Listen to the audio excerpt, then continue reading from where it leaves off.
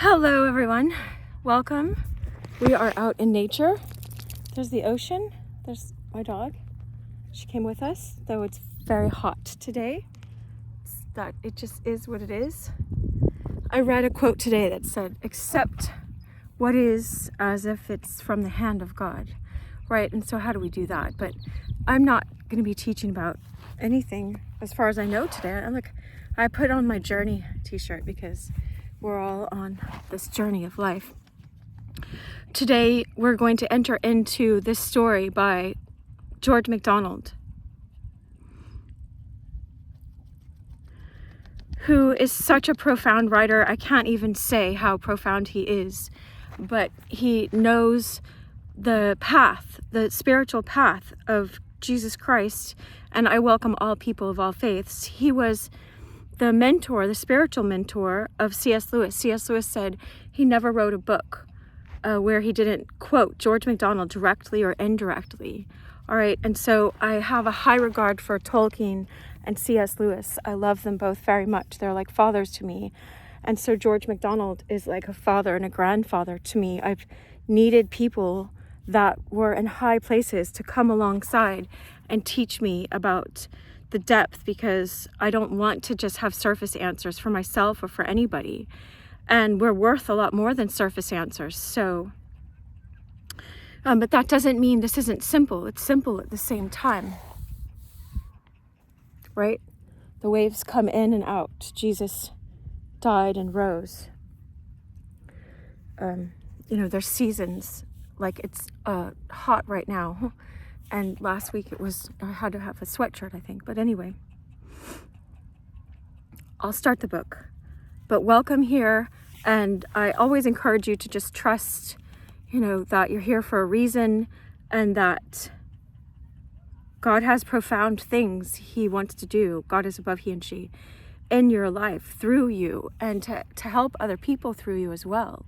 This is just, I'm just a person that wants to learn these things, that's pulling out my phone and making these videos for us so that we can all have it. Whoever dares to come and have access to these videos, I pray all the time for you that God will strengthen you and teach you and bring you whatever it is you're meant to know and have and become and be in your life here. You're an eternal soul here. Look, I get my nails done like that because they're all sparkly. I don't know if you can tell.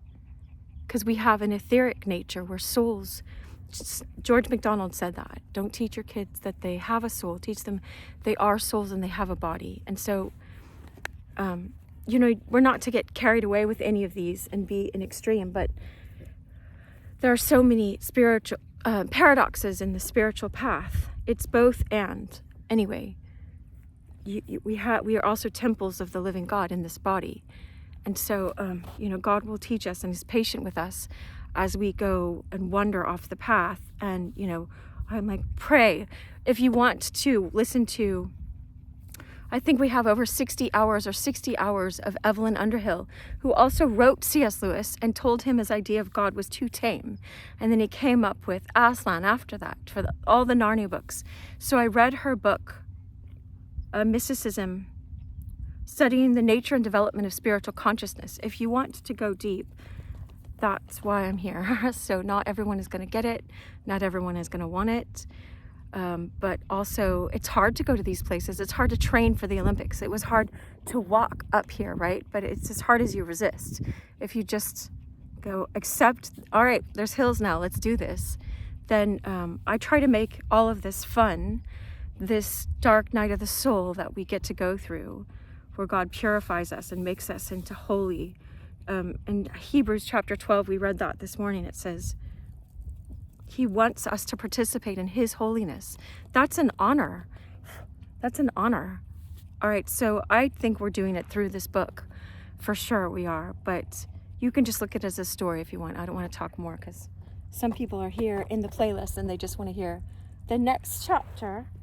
And that's acceptable as well, right? Let everyone be where they are. We don't judge anyone. I didn't bring my headset today, so I'll just have this as close as I can. We'll see, but I want you to have a view of the ocean. It's Wish you could see the waves. There's a boat out there. I can't zoom in from this side, but whatever. All right, so I do this so people that just want to see the book, hopefully they'll see this and they'll know we started. I think I want to lower this a little so that it's closer to my mouth. All right. We'll see other things in nature as well. So welcome. I appreciate your presence. I'm happy for you. I'm happy for you. All right. We're in the middle of, hold on, I have to fix one thing. It's my journey shirt. Okay, we're in the middle of this chapter called The Mains, because there are deer ticks and stuff out here, but God protect me, God protect each of us.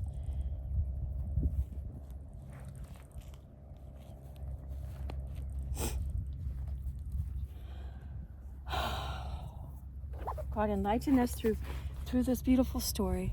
Help us just be present and hear what you want to speak to us through your Holy Spirit. No matter what faith practice people are, you created all of us, Lord. We are all your children on some level.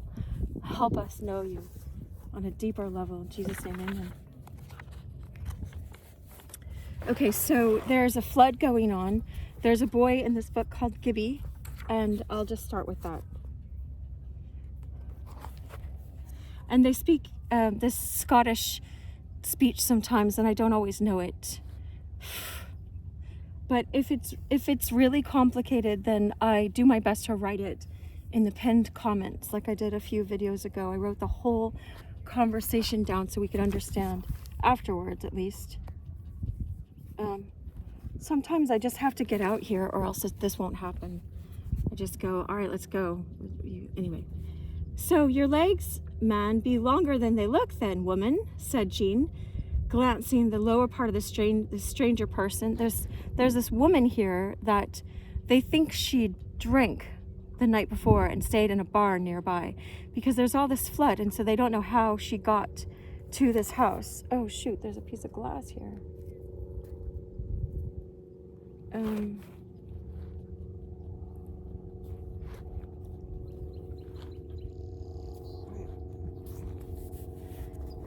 Okay.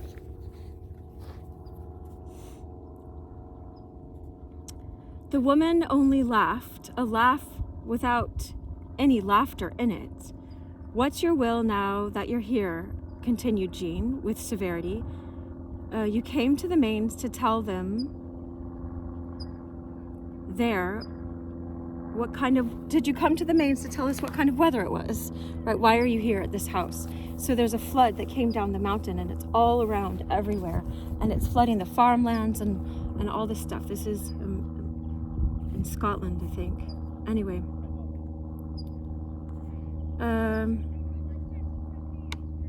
I came where I could, answered the woman. As for my will, there's nothing to, that's nothing to nobody, no. It's now as it once was, though.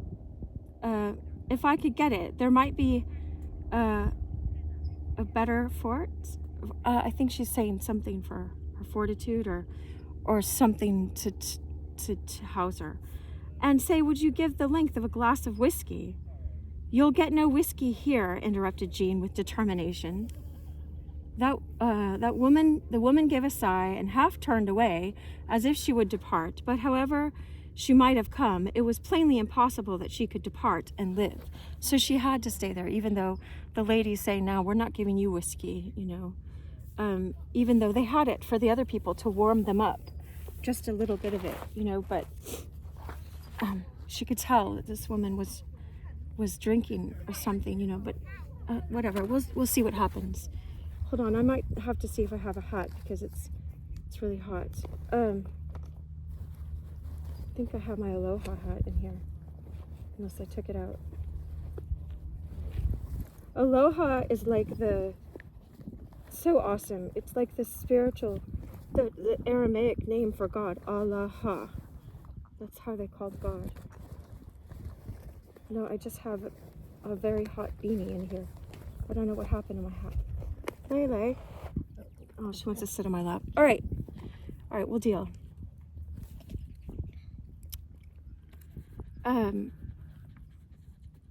Woman, said Jean, like as I care nothing about you,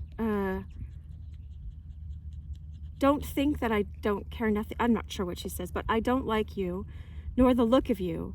And if it were a fine summer night, and a body could lie outside or go further, I would shut the door on your face. But that I dare not do this day against my neighbor. So you can come in and sit down in my, but I'm speaking to you that you'll have the life of you in a pickle straight into the barn. Anyway, she's basically, good man. We don't, because the good man that, her brother owns this house. He does not like tramps. Okay, so he's not taking in tramps into their house. So look, if you want to read it and write it for us in the comments, you can. Just take a screenshot and write that for us, because this is a free copyright book. But anyway, tramps here, tramps there, exclaimed the woman, starting into high displeasure. I would have you know I'm an honest woman and no tramp. You sure do not look like one then, said Jean coolly. But come your way in, and I'll say nothing as long as you behave, right? She's giving her a chance. I mean, what would any of us look like after being through a flood? It's hard sometimes to know what boundaries to have with people, because we all want to love them and we put our best qualities on other people, but God also wants us to have boundaries. But anyway, I won't moralize. Let's let the story show what happens. The woman followed her, took the seat pointed out to her by the fire, and sullenly ate, without a word of thanks, the cakes and milk that were handed to her, like the oat cakes, that's what they had back then, but seemed to grow better tempered as she ate, though her black eyes glowed at the food with something of disgust and more of contempt. She would rather have had a gill of whiskey than all the milk on the mains. On the other side of the fire sat Janet, knitting away busily, with a look of ease and leisure. She said nothing, but now and then cast a kindly glance out of her gray eyes at the woman. There was an air of the lost sheep about the stranger, which, in whomsoever she might see it, always drew her affection. So, Janet's the one that she took in Gibbie earlier. Oh, wow. It's just...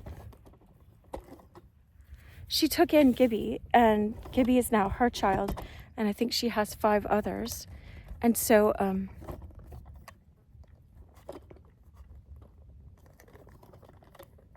I don't want to be squinting in the camera, though. All right. I tried just to do my best, but I don't always know how to do the camera part. All right. So,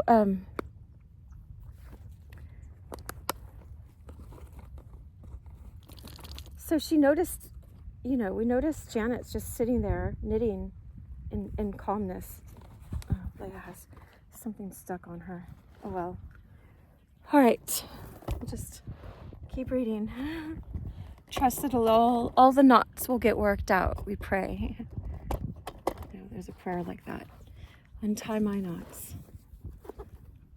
Every little thing's going to be all right, as Bob Marley says, and as Julian of Norwich said in a different way. With the first light, so a stranger, which in whomsoever she might see, it always drew her affection. She must be of them the Meister came to care for, she said to herself. She's talking about Jesus, right? But she was careful to suggest no approach, for she knew the sheep that has left the flock has grown wild and is more suspicious and easily startled than one in the midst of its brethren. Wow. We could learn so much just from that sentence. When we've gone wild, it's usually because we were hurt in some way, sometimes within the church, and this woman was, you'll find out who she is. Leia wants more water, hold on. She drank all of it.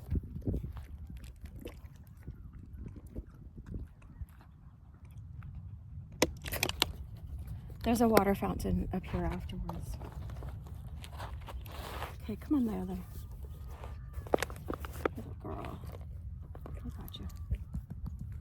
All right. Aw, thank you, Lily. She gave me a little kiss. Okay, so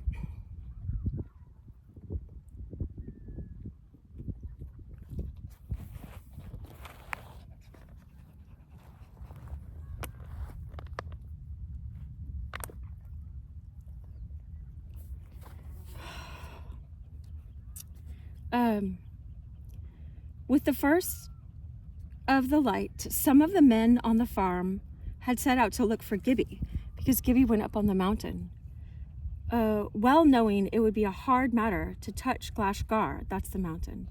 About nine they returned, having found it impossible. One of them, caught in a current and swept into a hole, had barely escaped with his life. But they were unanimous that the dummy, they call him the dummy, not because, anyway, just out of ignorance. He's dumb, he doesn't speak. He's not dumb intellectually, he's very smart. But he's mute, so, excuse me, that the dummy was better off in any cave on Glashgar than he would be in the best bedroom at the Mains, if things went on as they threatened. So they're thinking that if he's up on the mountain, he's really good and at being up there and at watching the sheep, and he's probably gonna fare better than them because the water's coming so strong. I hope you're well. I hope you're doing well in your life. Be at peace, and let's keep entering the story. So it looked like he was better off. Anyway, Robert had kept on going to the barn and back again to the kitchen all the morning, consumed with anxiety about the son of his old age. You know, the son, this foundling that they got late in their life, right? But the barn began to be flooded, and he had to limit his prayer walk to the space between the door of the house and the chair where Janet sat, knitting busily and praying with countenance untroubled amidst the rush of the seaward torrents, the mad howling and screeching of the wind, and the lowing of the imprisoned cattle. So they're in the barn that's flooding, right? "Oh Lord," she said in her great trusting heart, "give my bonny man if my bonny man be drowning in the water or on the hillside, give him a hand," something like this. "Be not far from him, O Lord. Do not let him be hurt," right? It's right here, so you can read it. Flay it. I don't know what that is, but I'm just saying hurt. All right. To Janet, what we call life and death were comparatively small matters, but she was very tender over suffering and fear. She did not pray half so much for Gibbie's life as for the presence with him of him who was at the deathbed of every sparrow. She went on waiting and refused to be troubled. True, she was not his bodily mother, but she loved him far better than the mother who, in such a dread for her child, would have been mad with terror. So she loved him by praying and staying calm for him, right? The difference was that Janet loved up as well as down, loved down so widely, so intensely, because the Lord of life, who gives his own life to us, was more to her than any child can be to any mother, and she knew he could not forsake her Gibbie, and that his presence was more and better than life. All right, so she comes into the presence of Jesus. Anyway, she was unnatural. Was she inhuman? Yes, if there be no such heart and source of humanity as she believed in. If there be, then such calmness and courage and content as hers are the mere human and natural condition to be hungered after by every aspiring soul. Not until such condition is mine shall I be able to regard life as a godlike gift, except in the hope that it is drawing nigh. Let him who understands understand better. Let him not say the good is less than perfect, or excuse his supineness and spiritual sloth by saying to himself that a man can go too far in his search after the divine, can sell too much of what he has to buy the field of the treasure. Either there is no Christ of God, or my all is his. Robert seemed at length to have ceased his caged wandering. For a quarter of an hour he had been sitting with his face buried in his hands.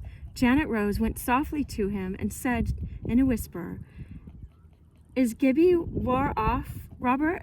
Is the water upon Glashgar, nor the disciples in the boat on the lake of Galilee, and the master doesn't come to them? Robert, my own man, something go the master say, didn't the master say to you, oh, you of little faith, wherefore did you doubt?" She said that. Jesus said that to his disciples in the boat, right? Peter came out, when he calmed the storm, and they said, we're going to perish, and he calmed the storm. I just looked at my post-it note today that I have on my mirror. It says focus on God, not the problem. Seek first, Matthew 6:33, seek first the kingdom of God and his righteousness, his way of perfect love. And then all these other things will be added to you. Let God add them to you as he will. It's not easy. It's very, very difficult in our fleshly nature because we don't understand. But anyway, she's saying to him something like this. I'll let her say it. We're so blessed to have this book. Thank you, God, for this book. Thank you for your presence in our lives. Teach us in our own lives. So didn't he say to them, oh, you of little faith, wherefore did you doubt? Take heart, man, she's saying to him now. The master wouldn't have his men be cowards. She's encouraging him. She's not shaming him. Some women, I know, because when I get mad at men too, I have to stop myself from shaming because it's not worth ever shaming a man. God created all men, all women. We're all meant to not be cowards and be courageous. And so not go tit for tat. And, when we're rejected by someone, like crush them back. It's hard, I know, especially when you can be sharp with your words. We ought not to be.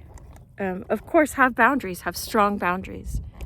Don't, I still say, I have that on my mirror too. You don't like my boundaries, you can kick rocks. It's this, God will show us. He's showing us right now in this story. So I know he'll show us because he's showing us right now how to have these boundaries through these characters. Anyway, you're right, Janet. You are right, answered Robert and rose. She followed him into the passage. Where are you going, Robert? She said. I wish I could tell you, he answered. I'm just hungering to be my lane. I don't know what that means. Oh, shoot. Something is biting me. It's okay. We'll just keep showing up, you guys. Don't worry about the little things. Anyway, I wish I had never left Glashgar. There's room there, or I could go out on the rigs. I don't know what the rigs are. There's none of them left, but there's the rucks. There's no sooning yet. I want to ask the Lord, but I might meet Willie Mackey's class. Clays, C-L-A-E-S. All right, I'll show you this conversation. Anyway, I don't know what he's saying, but okay. It's such a pity, said Janet, and the menfolk doesn't learn to weave stockings or do something other with their hands, right? Because she's sitting there still doing something in the midst of this. Money's the time my stockings been most and closest. Many is the time. It just, she put M-O-N-Y, but it's many is the time my stockings have been my closest to me, though I could just go on. But anyway, while she's praying, right? A prayer's in the heart, sure to find the root of it. The heart's the last place can hold one in. A praying heart has no roof to it. Anyway, she turned and left him, comforted by her words. He followed her back into the kitchen and sat down beside her. He so loves her so much. He's just saying earlier in the book, like, if somehow Janet dies before him, then for sure he knows he'll be in heaven, because she'll be asking the Lord to like make sure he has salvation and all that. He like trusts so much in her love for him, but God's love is bigger. God's love is the one that gives us love to love others. But it's sweet at the same time anyway. She turned and left him. Anyway, but he followed her back into the kitchen and sat down beside her. Gibbie will be here, perhaps, mayhap, when least you look for him, said Janet. Neither of them caught the wild, eager gleam that lighted the face of the strange woman at the last words of Janet. She looked up at her with the sharpest of glances, but the same instant compelled her countenance to resume its former expression of fierce indifference. And under that, because watchful of everything said and done. Anyway, still the rain fell and the wind blew and the torrents came tearing down from the hills and shot madly into the rivers. The rivers ran into the valleys and deepened the lakes that filled them. On every side of the mains, from the foot of Glashgar to Gorm Dehu, I don't know that other place. Anyway. All was one yellow and red sea, with roaring currents and vortices numberless. All these twirling things that would pull you in. It burrowed holes, it opened long deserted channels and watercourses. Here it deposited inches of rich mold, there yards of sand and gravel. Here it deposited inches,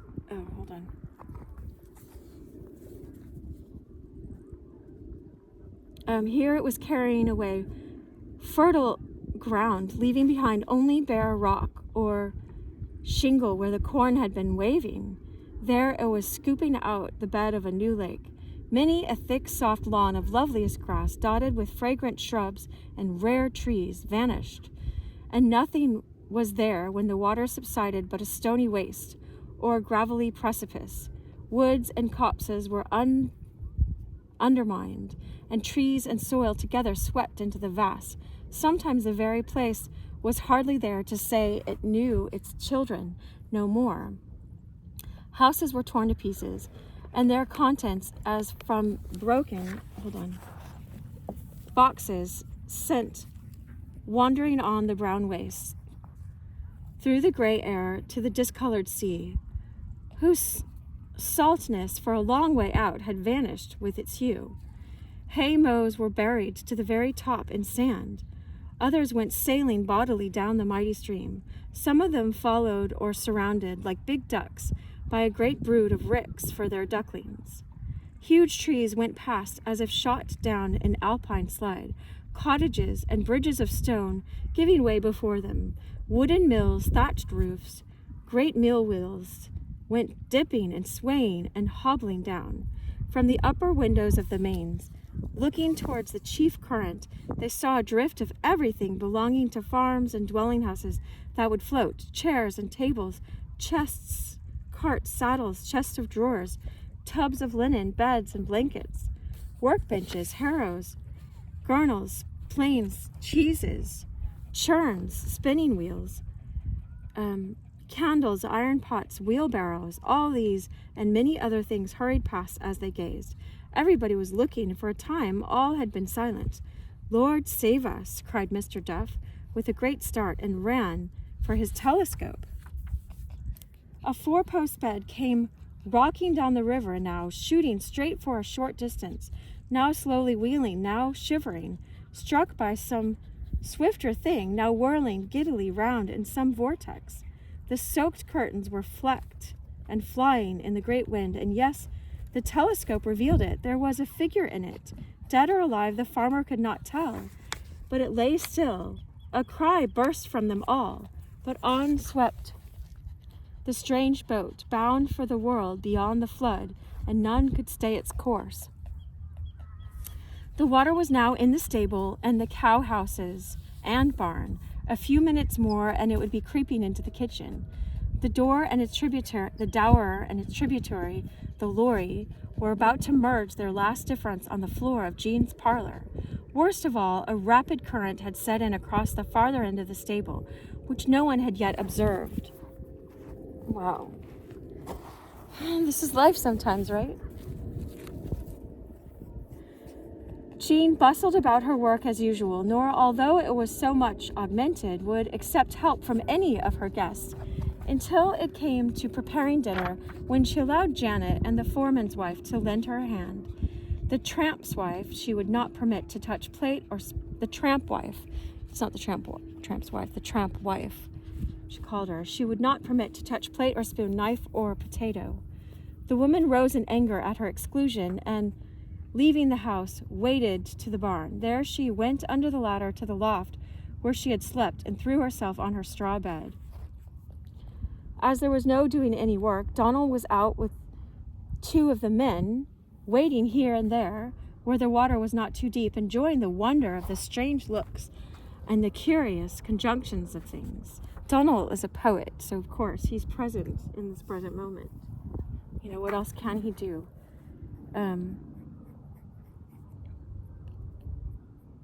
None of them felt much of dismay at the havoc around them. Beyond their chests with their Sunday clothes, and at most 2 clean shirts, neither of the men had anything to lose worth mentioning. That his father, too, Donald's father, is Robert. And for Donald, he would gladly have given even his books for such a ploy, like to watch something so adventurous happen in his life. So these bugs, Leia's chomping on them. There's a thing, Mither, he said, entering the kitchen. Oh, mother. Okay, Mither, he's calling his mother. Covered with mud, a rabbit in one hand and a large salmon in the other. We're not like to starve when salmons are in the hedges and mappies are in the trees. These bunny rabbits, right?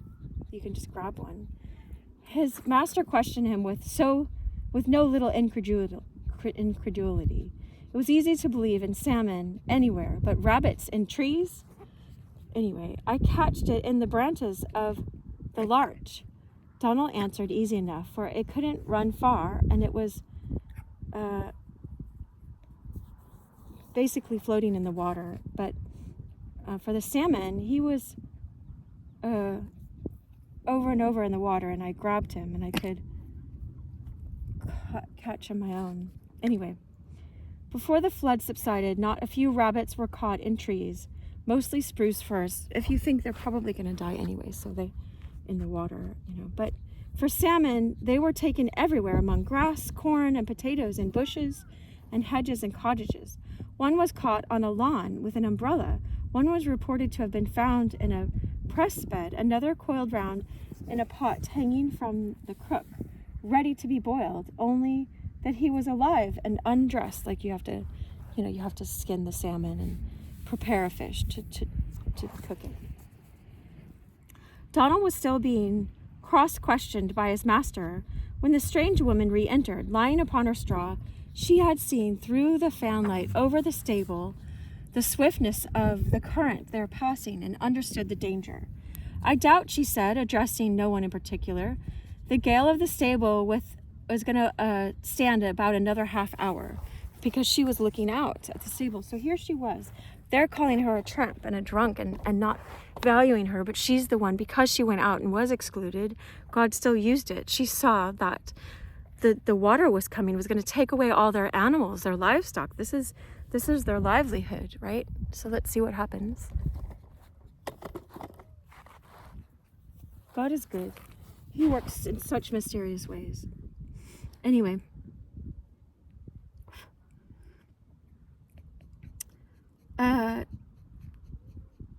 It's something, said the farmer, taking a pinch of snuff in hopeless serenity and turning away. Hoot, said the woman. Don't you speak like that, sir. It's no wise think. Take a dram and take heart, and don't fling the calf after the cow. Where's your bottle, sir? John paid no heed to her suggestion, but Jean took it up. The bottle's where no hand of yours is going to be laid upon it. Well then, have merry upon your whiskey, and your horse will only gait, the woman said indignantly. What do you mean by that? Returned Jean with hard voice and eyes of blame. You might at least get the poor things a chance, said the woman, rejoined. How would you do that? Said Jean. If you lose them, they would but take to the water in fear and not drown sooner. No, Jean, interposed the farmer. They would take care of themselves to the last and go to the driest place, just as you would yourself. Anyway, so they're saying if you if you just keep them tied up, they'll just drown in the water. But if you let them go, they'll fend to themselves, and they might live. Something like this. But anyway,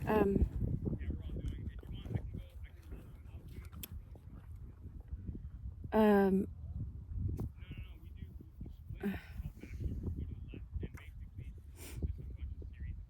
so and the stranger replying to Jean, yet speaking rather to herself, while she thought about something else. I would rather drown something tied to be held. Something, I don't know what she's saying, but basically, what's the good of doctrine where there's only one thing to be done? You have somewhere to put them. What are the floors like upstairs? She asked abruptly, turning full to her host with a flash in her deep-set black eyes. Anyway, they're saying, what good are the floors? Answered the farmer. It was, anyway, she's saying right here, you can read it and write it in the comments for us if someone wants to do that. I'd appreciate it. Okay, it says basically she's saying, why don't you put these animals in the parlor in the kitchen and these animals upstairs? All right, so just bring them. It's better than them dying. Mr. Duff broke into a strange laughter. Would you take up the carpets first, woman? He said. I would, she answered.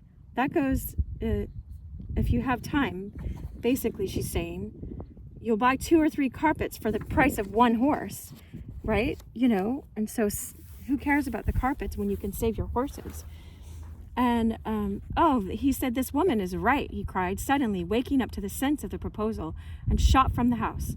All the women, Jean making no exception to any help now, rushed to carry the beds and the blankets to the garret. I don't know, is that the attic? Right, anyway. Just as Mr. Duff entered the stable from the near end, the opposite gable fell out with a great splash, letting in the wide level vision of turbidly raging waters, fading into the obscurity of the wind-driven rain. When he stared aghast, a great tree struck the wall like a battering ram so that the stable shook. The horses, which had been for some time moving uneasily, were now quite scared. There was not a moment to be lost. Duff shouted for his men. 1 or 2 came running, and in less than a minute more those in the house heard the iron-shod feet splashing and stamping through the water. As one after another the horses were brought across the yard to the door of the house, Mr. Duff led by the halter his favorite, Snowball, who was a good deal excited, plunging and roaring so that it was all he could do to hold him. He had ordered the men to take the others first, thinking he would follow more quietly, but the moment Snowball heard the first thundering of hoofs on the stair, he went out of his senses with terror, broke from his master, and went plunging back to the stable. Duff darted after him, but was only in time to see him rush from the further end into the swift current, where he was at once out of his depth, and was instantly caught and hurried, rolling over and over from his master's sight. He ran back into the house and up to the highest window, Duff did, right? From then he caught sight of him a long way down swimming. Once or twice he saw him turning heels over head, the horse, flipping in the water current.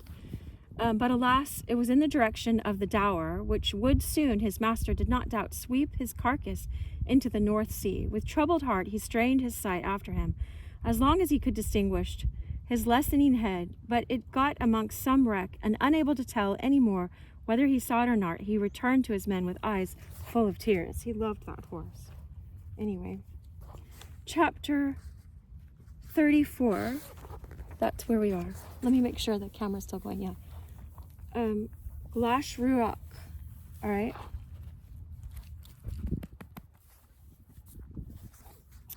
As soon as Gibbie had found a stall for Crummy, that's their cow that's down there with them, probably in the house now, right? And thrown a great dinner before her, he turned and sped back the way he had come. There was no time to lose if he would have bridge to cross the Lorry by, because he wanted to get there before the bridge was gone. And he was indeed the last foot that ever touched it, guiding himself by well-known points, yet salient, for he knew the country perhaps better than any man born and bred in it. He made straight for Glashgar, itself hid in the rain, now wading, now swimming, now walking along the top of a wall, Now caught and baffled in a hedge, Gibbie had held stoutly on. Again and again he got into a current and was swept from his direction, but he soon made his leeway good, and at length, clear of the level water, and with only the torrents to mind, seated himself on a stone under a rock a little way up the mountain. There he drew from his pocket the putty-like mass to which the water had reduced the cakes which it was filled, and ate it gladly, because Janet had given him some oat cakes, but the water, that he was like rushed in so much had made them all wet anyway. But he was happy. And ate it gladly, eyeing from his shelter the slanting lines of the rain and the rushing sea from which he had just emerged. So lost was the land beneath the water that he had to think to be certain under which of the roofs, looking like so many founded Noah's arks, he had left his father and mother. Ah, wonder, yonder were cattle, a score of heads, listlessly drifting down, all the swim out of them, their long horns like bits of dry branches knocking together. There was a pig, and there another, and alas, yonder floated half a dozen helpless sponges of sheep. Oh, wow. Something I learned, if you read Psalm 23, the Lord is my shepherd, I shall not want. It says he leads me by quiet waters. They said that a shepherd would cut a line of water out of the main waters, because sheep are skittish around the main water because they know their fur is so heavy and they'll drown in it. And so he cuts out this little water on the side so that even though they're scared, he causes them a way to drink in the quiet water, right? It's so pretty. This is what God does for us. In our weakness, he makes us strong too. So he doesn't make us weak somehow, but he shows up. Be at peace. Jesus said, my peace I give to you. So ask Jesus, what is that peace? How can I have it? How can I keep it? When they say protect your peace, protect this peace that Jesus has given to each of us. Anyway.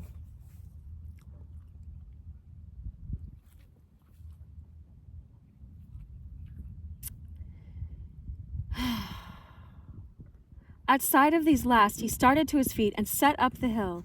It was not so hard a struggle as to cross the water, but he had still to get to the other side of several torrents, far more dangerous than any current had been. Again and again he had to ascend a long distance before he found a possible place to cross it. But he reached the fold at last.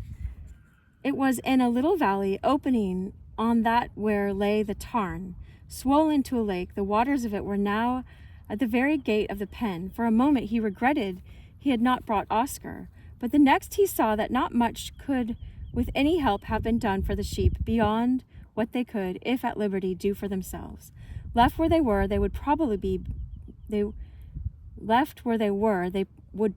drowned. If not, they would be starved. But if he let them go, they would keep out of the water and find for themselves what food and shelter were to be had. He opened the gate, drove them out, and a little way up the hill, and left them. By this time it was about 2:00, so he remembered his own sheep, right? And Gibbie was very hungry. He had enough of the water for one day, however, and was not inclined to return to the mains. Where could he get something to eat? If the cottage were still standing, and it might be, he would find plenty there. He turned towards it. Great was his pleasure when, after another long struggle, he perceived that not only was the cottage there, but the torrent gone. Either the flow from the mountains had ceased, or the course of the water had been diverted. When he reached the Glashburn, their house, right, which lay between him and the cottage, well, that burn is a river, B-U-R-N is a river there. Glashburn, which lay between him and the cottage, he saw that the torrent had found its way into it, probably along with others of the same brood, for it was frightfully swollen, and went shooting down to Glashruach like one long cataract. He had to go a great way up before he could cross it.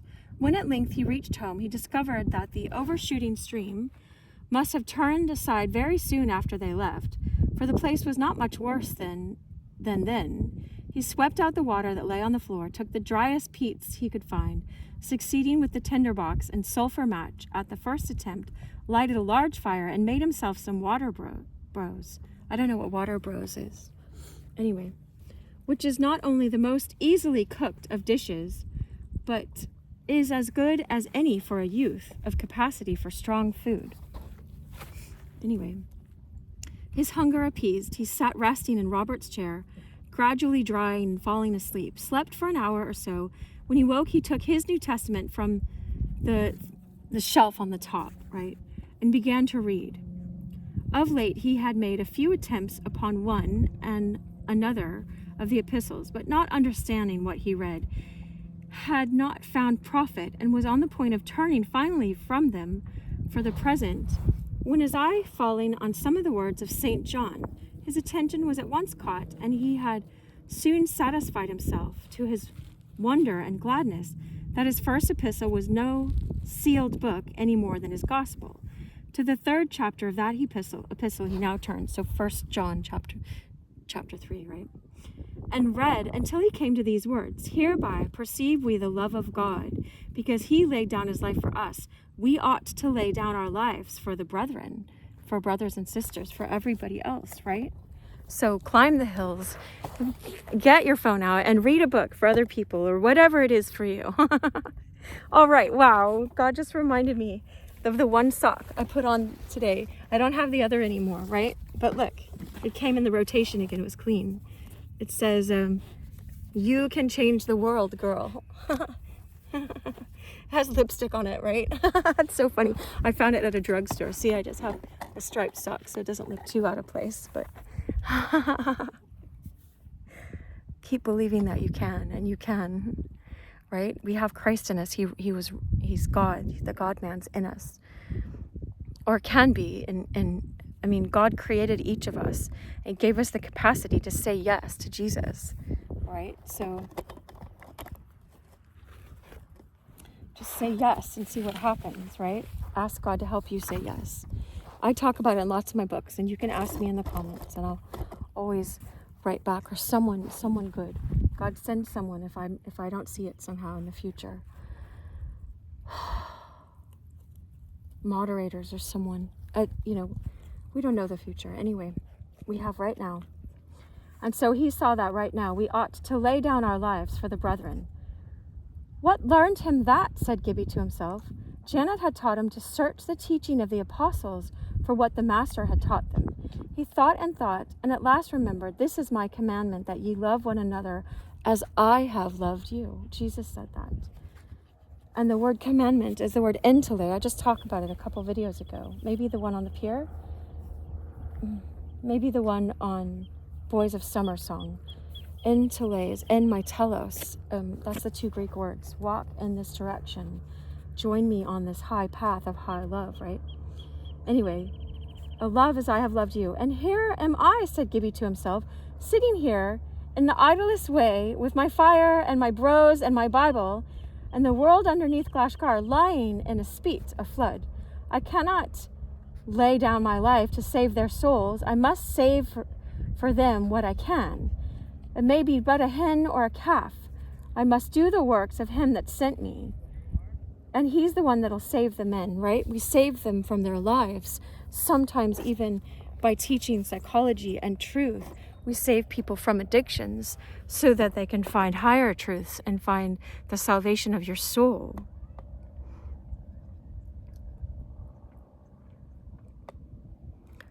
Because when we're lost in addiction, it floods our mind and we're just addicted to those things, those lesser things. And we forget all about our soul. We missed so many years. God forgive us. There's a verse that says, God will give us back the years that the locusts have stolen from us.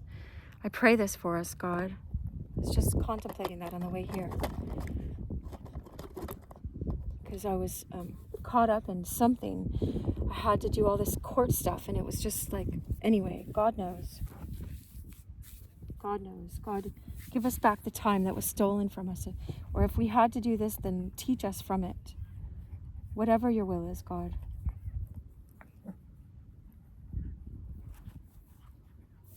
Free our so-called enemies as well, Lord. Your will be done in their lives. Give us wisdom. Anyway, So the Bible was put back in its place, and Gibbie was out the door the same moment. He had not an idea what he was going to do. All he yet understood was that he must go down the hill to be where things might have to be done, and that before the darkness fell. He must go where there were people. As he went, his heart was full of joy, as if he had already achieved some deliverance. Down the hill he went, singing and dancing. If mere battle with storm was a delight to the boy, what would not a mortal tussle with the elements for the love of man be? Men, men and women anyway, people. The thought itself was a heavenly felicity, and made him happy as a lover. Oh, that's so awesome. His first, definitely directive thought was that his nearest neighbors were likely enough to be in trouble, the folk at the Muckle house. He would go thither straight. Glashruach, as I have already said, stood on one of the roots of Glashgar, this mountain's Glashgar, where the mountain settles down into the valley of the Daur, D-A-U-R. Immediately outside its principal gate ran the Glash Burn, this big river, right? On the other side of the house, within the grounds, ran a smaller hill stream, already mentioned as passing close under Ginevra's window. Both these fell into the Lorry. Between them, the mountain sloped gently up for some little distance, clothed with the forest. On the side of the smaller burn, however, the side opposite the house, the ground rose abruptly.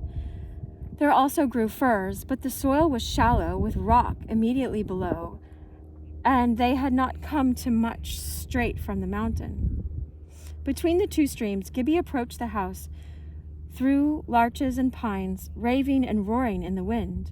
As he drew nearer and saw how high the house stood above the valley and its waters, he began to think he had been foolish in coming there to find work. But when he reached a certain point whence the approach from the gate was visible, he startled, stopped, and stared. He rubbed his eyes. No, he was not asleep and dreaming by the cottage fire. The wind was about him, and the firs were howling and hissing. There was the cloudy mountain, with the Glash Burn 50 times its usual size, darting like brown lightning from it. But where was the iron gate with its 2 stone pillars crested with wolf's heads? Where was the bridge? Where was the wall and the gravelled road to the house? Had he mistaken his bearings? Was he looking in a wrong direction? Below him was a wide, swift, fiercely rushing river, where water was none before. No, he had made no mistake. There was the rest of the road, and the end of it the next house. There was a great piece of that fell frothing into the river and vanished.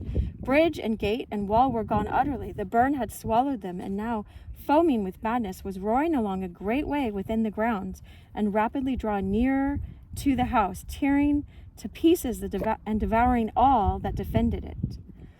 There, what a mouthful of the shrubbery it gobbled up, slowly, graciously, till trees bowed their heads and sank into the torrent.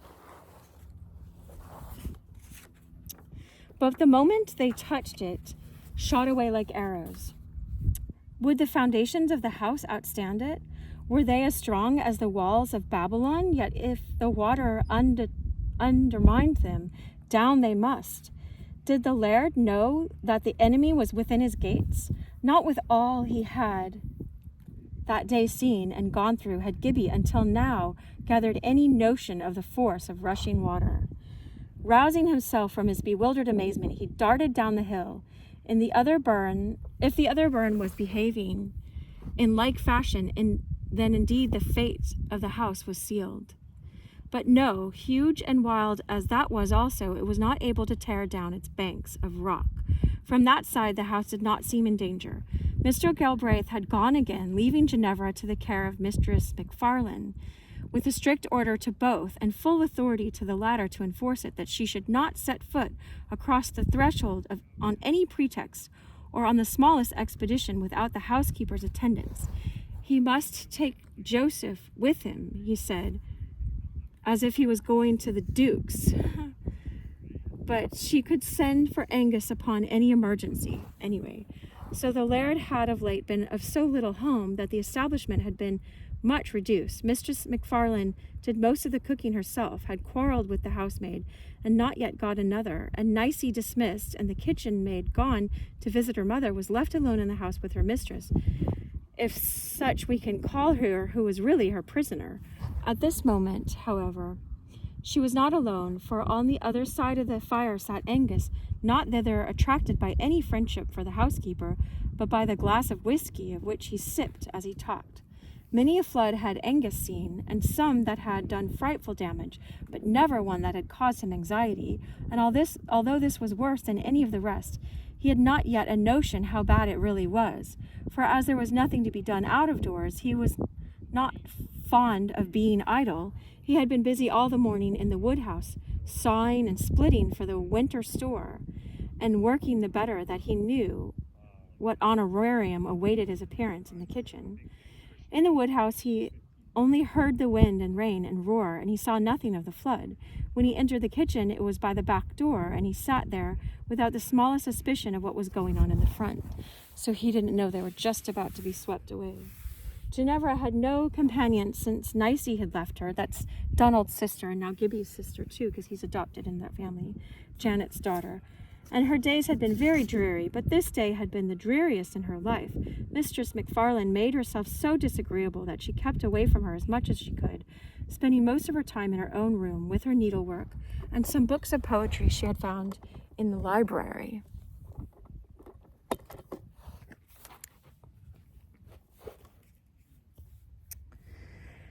But the poetry had turned out very dull, not at all like what Donald had read. Throwing one of them aside for the 10th time that day, she wandered listlessly to the window and stood there gazing out on the wild confusion, the burn roaring below the trees opposite, ready to be torn to pieces by the wind, and the valley beneath covered with stormy water. The tumult was so loud that she did not hear a gentle knock at her door. As she turned away, weary of everything, she saw it softly open, and there, to her astonishment, stood Gibbie. Come, she imagined, to seek shelter because their cottage had been blown down. Calculating the position of her room from where he knew of its windows, he had, with the experienced judgment of a mountaineer, gone to it almost direct. "You mustn't come here, Gibbie," she said, advancing. "Go down to the kitchen to Mistress MacFarlane. She will see to what you want. She'll give you some food and stuff, right?" Gibbie made eager signs to her to go with him. She concluded that he wanted her to accompany him to the kitchen and speak for him, but knowing that would only enrage her keeper with them both, she shook her head and went back to the window. She thought as she approached it there seemed a lull in the storm, but the moment she looked out, she gave a cry of astonishment and stood staring. Gibbie had followed her as swiftly, and looking out also saw good cause indeed for her astonishment. The channel of the raging burn was all but dry. Instantly he understood what it meant. In his impotence to persuade her, he caught the girl in his arms and rushed with her from the room. She had faith enough in him by this time not to struggle or scream, she knew. He shot down the stair with her and out the front door. Her weight was nothing to his excited strength. The moment they issued, and she saw the glass burn raving along through the lawn with little more than the breadth of the drive between it and the house, she saw the necessity of escape, although she did not perceive half the dire necessity for haste. She didn't know why he was hasteful, right? Every few moments, a great gush would dash out 12 or 15 yards over the gravel and sink again, carrying many feet of the bank with it, and widening by so much the raging channel. "Put me down, Gibbie," she said. "I will run as fast as you like." He obeyed at once. "Oh," she cried, Mistress MacFarlane, I wonder if she knows. Run and knock at the kitchen window." Gibbie darted and gave 3 loud hurried taps on the window, came flying back, took Ginevra's hand in his, drew her on till she was at her full speed, turned sharp to the left, round the corner of the house, and shot down the empty channel of the burn. As they crossed it, even the inexperienced eyes of the girl, it was plain what had caused the phenomenon. A short distance up the stream, the whole facing of its lofty right bank had slipped down into its channel. Not a tree, not a shrub, not a bed of moss was to be seen. All was bare wet rock, a confused heap of mold, with branches and roots sticking out of it in all directions, lay at its foot. closing the view upward. The other side of the heap was beaten by the raging burn. That's the river, right? They could hear, though they could not see it. Any moment the barrier might give way and the water resume its course. They made haste, therefore, to climb the opposite bank. In places it was very steep, and the soil slipped so that often it seemed on its way with them to the bottom, while the wind threatened to uproot the trees to which they clung and carry them off through the air. It was with a fierce scramble they gained the top. Then the sight was a grand one. The arrested water swirled and beat and foamed against the landslip, and then rushed to the left, through the wood, over bushes and stones, a raging river, and went, tearing off the tops of its waves, to the Glash burn, into which it plunged, swelling yet higher, its huge volume. Rapidly it cut for itself a new channel. Every moment a tree fell and shot with it like a rocket. Looking up its course, they saw it come down the hillside, a white streak, and burst into boiling brown and roar at their feet.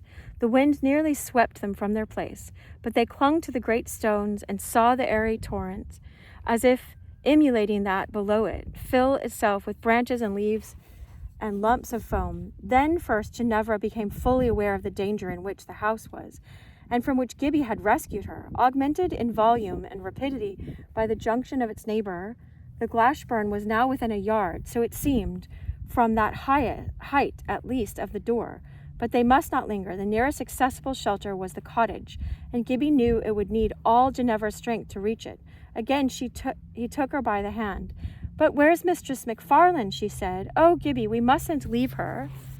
Right? He replied by pointing down to the bed of the stream. There were she and Angus crossing. Ginevra was satisfied when she saw the gamekeeper with her, and they set out as fast as they could go, ascending the mountain, Gibbie eager to have her in warmth and safety before it was dark. That's a good place to stop.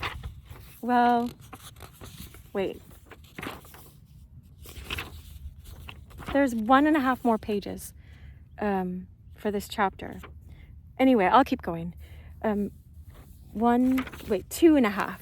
Okay, so if you want to join me, then please, I try to make this just an hour, but both the burns were now between them and the cottage, both the rivers, right? Which greatly added to their difficulties. The smaller burn came from the tarn, and round they must go, else Ginevra would never get to the other side of it. Then there was the Glash burn to cross. It was an undertaking hard for any girl, especially for one unaccustomed to exertion. They didn't give her lots of exercise back then. Anyway, and what made it far worse was that she had only house shoes, which were continually coming off as she climbed. But the excitement of battling with the storm, the joy of adventure, and the pleasure of feeling her own strength sustained her well for a long time, and in such wind and rain, the absence of bonnet and cloak was an advantage, so long as exertion kept her warm. You know, she didn't have her hat and an extra cloak, but she had, what she was wearing. As long as she'd freeze if she stopped. Gibbie did his best to tie her shoes on with strips of her pocket handkerchief, but when at last they were of no more use, he pulled off his corduroy jacket, tore out the sleeves, and with strips from the back tied them about her feet and ankles. Her hair was also a trouble. It would keep blowing in her eyes, and in Gibbie's too, and that sometimes with quite a sharp lash. But she never lost her courage, and Gibbie, though he could not hearten her with words, was so ready with smile, because he couldn't speak, right? And laugh, and was so cheerful, even merry, so fearless, so free from doubt and anxiety, while doing everything he could think of to lessen her toil and pain, that she hardly felt in his silence any lack, while often, to rest her body and withdraw her mind from her sufferings, he made her stop and look back on the strange scene behind them so she could rest, right? It was getting dark when they reached the only spot where he judged it possible to cross the Glash burn. He carried her over, and then it was all downhill to the cottage. Once inside it, Ginevra threw herself into Robert's chair and laughed and cried and laughed again. You know when you cry, it's like after giving birth. You lived through it, right? Anyway, Gibbie blew up the peats, made a good fire, and put on water to boil, then opened Janet's drawers, and having signified to his companion to take what she could find, went to the cow-house, threw himself on a heap of wet straw, worn out, and had enough to do to keep himself from falling asleep. A little rested, he rose and re-entered the cottage when a merry laugh from both of them went ringing out into the storm. The little lady was dressed in Janet's work-day garments and making porridge. She looked very funny. Gibbie found plenty of milk in the dairy under the rock, and they ate their supper together in gladness. Then Gibbie prepared the bed in the little closet for his guest, and she slept as if she had not slept for a week. Wow, there's some kind of bird right over us. Gibbie woke with first of the dawn. The rain still fell, descending in spoonfuls rather than drops. The wind kept shaping itself into long, hopeless howls, rising to shrill yells that went drifting away over the land.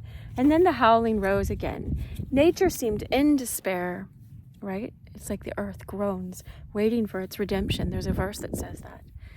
There must be more for Gibbie to do. He must go again to the foot of the mountain and see if there was anybody to help. They might even be in trouble at the Mains, who could tell? Ginevra woke, rose, made herself as tidy as she could, and left her closet. Gibbie was not in the cottage. She blew up, she blew air on the fire so it would go. And finding the pot ready beside it with clean water, set it to boil. Gibbie did not come. The water boiled. She took it off, but being hungry, put it on again. Several times she took it off and put it on again. Gibbie never came. She made herself some porridge at last. Everything necessary was upon the table, and she poured it into the wooden dish for the purpose. She took notice of a slate beside it with something written upon it. The words were, "I will come back as soon as I can." Aww. She was alone then. It was dreadful, but she was too hungry to think about it. She ate her porridge and then began to cry. It was very unkind of Gibbie to leave her, she said to herself. But then he was a sort of angel and doubtless had to go and help somebody else. There was a little pile of books on the table, which he must have left for her. She began examining them and soon found something to interest her, so that an hour or two passed quickly. But Gibbie did not return, and the day went wearily. She cried now and then, made great efforts to be patient, succeeded pretty well for a while, and cried again. She read and grew tired a dozen times, ate cakes and milk, cried afresh and ate again. Still Gibbie did not come.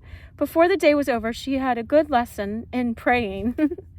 For here she was, who had never yet acted on her own responsibility, alone in a bare mountainside, in the heart of a storm which seemed as if it would never cease, and not a creature knew where she was but the dumb boy. Anyway, the one that can't speak, right? And he had left her. If he should never come back, what would become of her? She could not find her way down the mountain, and if she could, where would she go to with all of Darside under water? She would soon have eaten up all the food in the cottage. The storm might go on forever. Who could tell? This is how our mind ruminates, right? Or who could tell whether, when it was gone over, and she got down to the valley below, she should not find it a lifeless desert, everybody drowned, and herself the only person left alive in the world. Then the noises were terrible. She seemed to inhabit noise.